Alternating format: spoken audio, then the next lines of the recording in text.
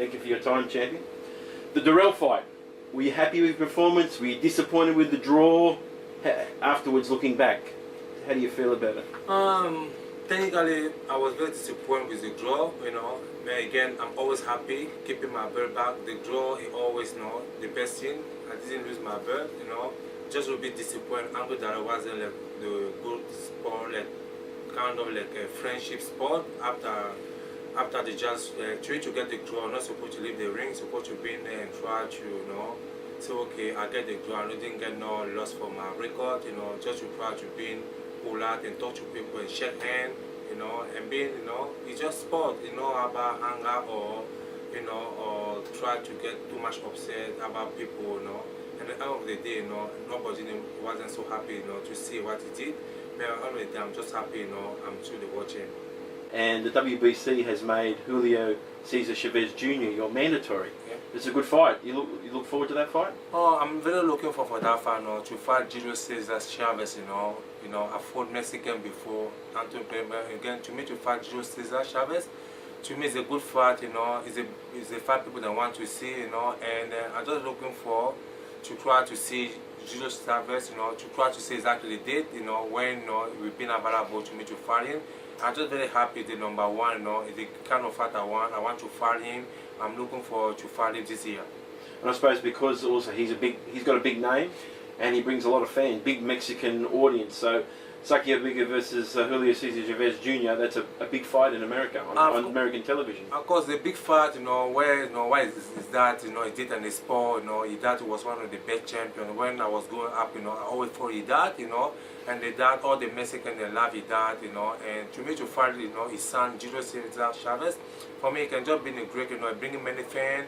He bringing the TV, bringing the people. I'm bringing too many fans to, you know, people that already know him and they say they know exactly who Sakia Biga, you know, and to me to fight Julio Cesar Chavez, he can just be, you know, one of the big fights in 2014.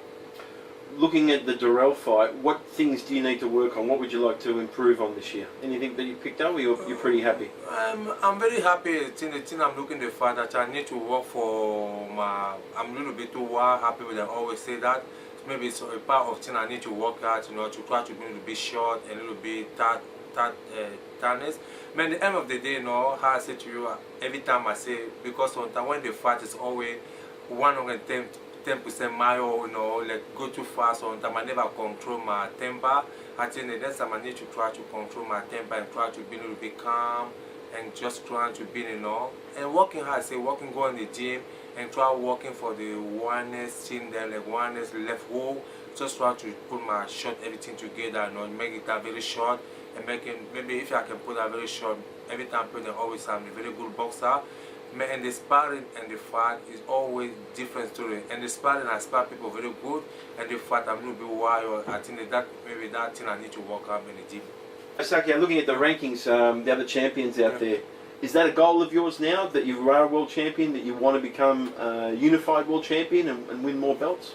Of course, that's my goal, you know. Every single time, last year, the great champion, like, you know, like here in Australia, like, you know, like Costa Azul, like Vic Dachinien, like also many, like I think maybe Jeff Fenny. You know, for me, it's a goal to me today, like coming where I'm coming from, like from Cameroon, Africa, you know. If I have the chance, not the chance, I really want to unify the belt, and my option to me can be maybe try to fight like Carrefour to unify the belt. And if a Carrefour not available, maybe fight Anglo War. I'm very sure, you know, Carrefour can be available because I have the WBA and the RBF. And for me, if I have the WBC, to me to unify with, you know, with Carrefour, it can be one of my best achievement, you know, to try to unify to become one of undisputed supreme middleweight in the world.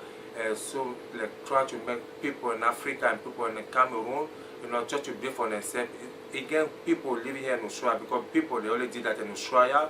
Like when I take an example like Costa Azul, Vic Dachinien, or a big world champion, you know, they unify the belt. If it today to me to unify the belt, we carry the name for Australia. For me, it can just be awesome. Again, where I'm coming from, because never for exactly where you're coming from Cameroon, from Africa, to be one of the undisputed world champion, unify that belt for me can be, you know, one of the best feeling for, you know, you never forget. Thanks for your time, Saki. It's always good to have the champion in the house. Thank you, Paul. You know, it's always been a pleasure me to get an interview with you.